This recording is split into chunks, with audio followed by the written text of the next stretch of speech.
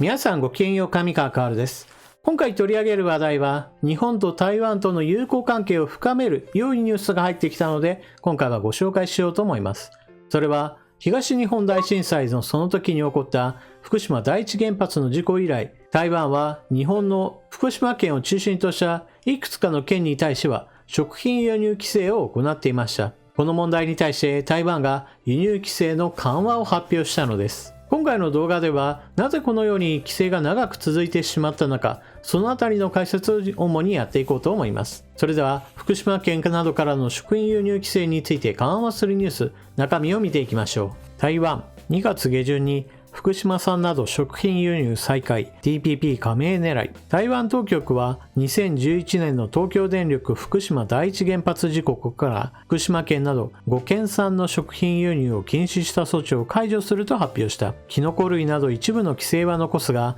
2月下旬をめどに11年ぶりに輸入を解禁する。2021年9月に加盟申請した環太平洋経済連携協定TPP 入りに向け、日本との長年の懸案を解決し、加盟に弾みをつける狙い。輸入を解禁するのは福島、茨城、栃木、群馬、千葉の5県産の食品。台湾は放射能汚染のリスクがあるとして5県産の食品の輸入をこれまで広く制限していた。原発事故から10年以上が経過し、世界では40を超える国や地域がすでに同様の規制を段階的に撤廃した。現在でも厳しく輸入禁止を続ける国・地域は台湾と中国のみだった。日経新聞の記事では台湾と中国のみと書いてあるわけですが、韓国を忘れてはいけません。台湾の行政院は記者会見を開き、通商交渉トップの政務委員は今回の決定は TPP 加盟に向け大きな助けになると強調した。報道官は世界の大多数がすでに規制を緩和した。台湾が TPP に加盟するためには日本からの合理的な輸入禁止措置の撤廃要求はもはや避けられないと述べた。ただ、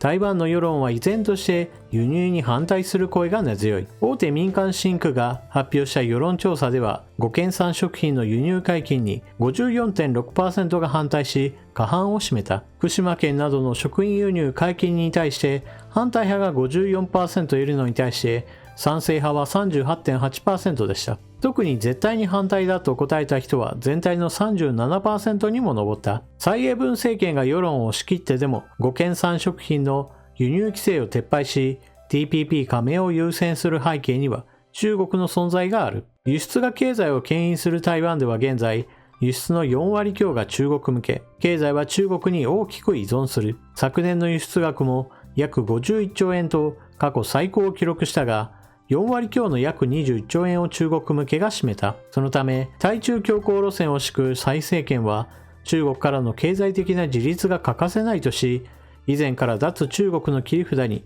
TPP 加盟を位置づけていた。日経新聞の記事では対中強硬路線と書いてあるわけですが、強硬に出ているのは中国共産党の方で、それを受けて蔡政権としては様々な中国からの圧力に対抗しなければならないという事情があります。ですから台湾の側が対中強硬路線ではなく、中国の側が強く出ていることが現在の政治状況を生み出しています。台湾は1月に発効した日中韓や東南アジア諸国を含む15カ国が加わる東アジアの地域的な包括的経済連携 RCEP にも加盟できず、自由貿易協定 FTA を締結する国もニュージーランドやシンガポールなどにとどまる。 TPP 加盟は蔡政権にとって悲願で、主要加盟国の日本との長年の懸案を片付け、加盟国にアピールする必要もあった。ただ、5県産食品の撤廃は TPP 加盟を保証するものではない。加盟には既存加盟国の全会一致の承認が必要だ。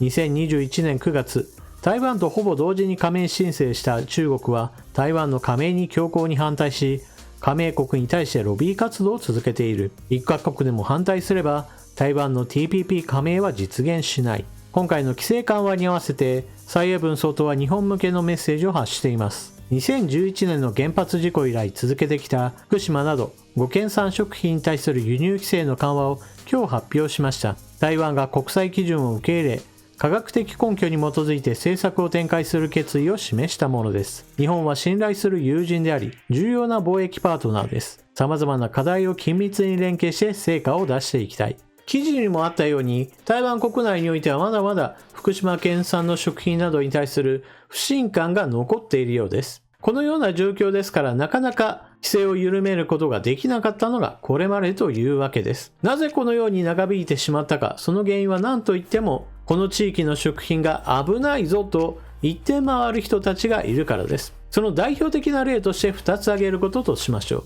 日経新聞の中ではなぜか福島県産の食品輸入に関して規制を行っている国として韓国の名前が挙がっていませんでした。しかし記事の補足として私は注釈を入れたわけですが、現在でもなお韓国はこれら地域からの食品輸入に対して規制を行い続けています。韓国の非常にたちの悪いところは、自分たちの国の判断だけといったところにとどまらず、他の国々に対しても日本産の食品は全てが放射能汚染されているかのようなデマというものを未だにキャンペーンとして貼っています。さらにはそれは食品だけにとどまりません。日本から輸入する廃バッテリーや廃タイヤやさらには鉄のスクラップなどについても放射能検査などを強化するなどといったことが以前は行われていました。これらは韓国が掲げる日本を何としても貶めようという一つの政策的な外交戦略の一つです。もちろんそれらやっていることに対して基本的に科学的な根拠などはありません。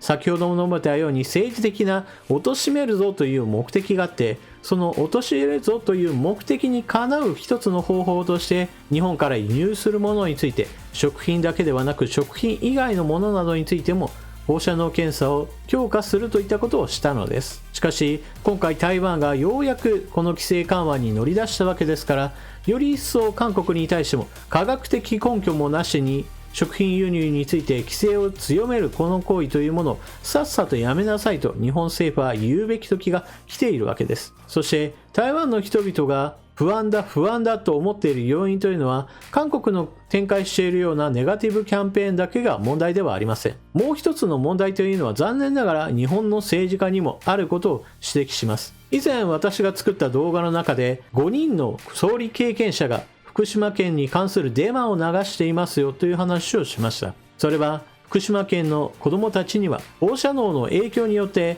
甲状腺がんが増大し、多くの人々が苦しんでいるぞといったことを言っている人たちがいるというニュースを取り上げました。民主党政権時代の総理大臣だけではなく、小泉純一郎元総理大臣などもこれらの間違った情報に基づく反原発キャンペーンを行っており、このような日本国内の動きというのも残念ながら他の国から見れば日本国内でもまだまだ問題があると指摘する人がいるじゃないかといった具合にして人々の不安を駆り立てる一つのマイナス材料になっているのです。なお、これら元総理大臣経験者らの言っているような話というのは基本的には裏付けとなるデータというものは存在しません。そのことは日本政府自身も把握していますし、また国際的な調査報告書などでも福島県やその周辺都市などにおいて福島第一原発事故の影響を受けてがん患者が増加しているなどということは事実として存在していません。残念ながら韓国にしてもまた日本国内における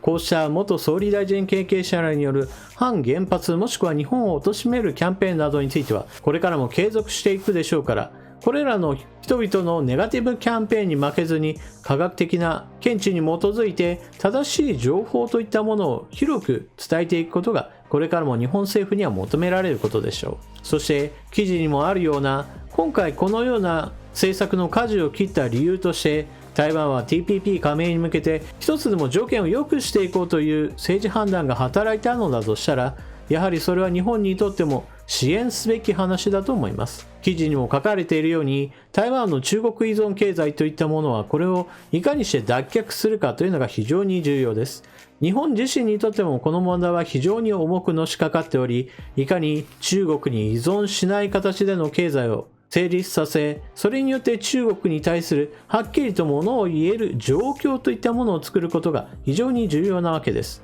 これは台湾にとってもそうですし、日本にとっても同じような悩みがあるわけです。台湾の TPP 加盟を促進することは日本にとっても良い経済的なパートナーであり、政治的なパートナーを得ることにもつながると私は思います。皆さんは今回のニュースを聞かれてどのようなことを考えたでしょうか。ぜひともコメントしていってください。それでは動画を最後までご覧いただきありがとうございました。チャンネル登録していない方はぜひともチャンネル登録を。そして動画を見終わったら評価ボタンのクリックなどもよろしくお願いします。それでは次の動画でまたお目にかかりましょう。またね。